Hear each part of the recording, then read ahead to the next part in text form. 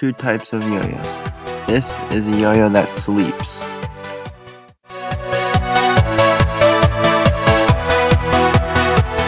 As you can see, when I throw down the yo-yo that sleeps, it stays spinning at the bottom of the string. The yo-yo will stay spinning at the bottom of the string until I give the string a tug.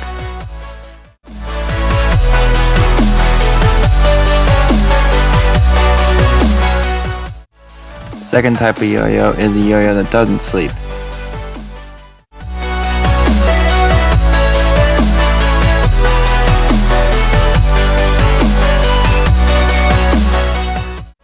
The yo-yo that doesn't sleep just comes back every time I throw it down without me doing anything.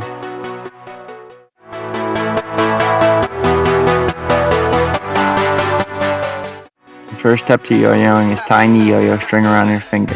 To do this, you want to take the loop that's at the end of the yo-yo string and put it over the main non-looped part of the yo-yo string. Then you want to pull the non-looped part of the yo-yo string through the loop part and put your finger through the big loop. Then secure it tightly on your finger. Next, you want to make sure that the yo-yo string is going over the top of the yo-yo. This will allow the yo-yo to roll smoothly off your hand.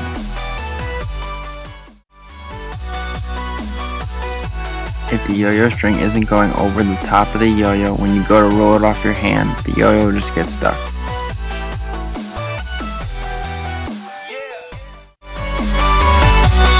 The second step to yo-yoing is throwing the yo-yo down. To do this, you want to make a muscle with your arm and throw the yo-yo straight down.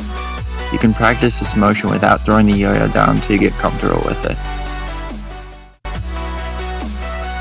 When you do it, it should look like this.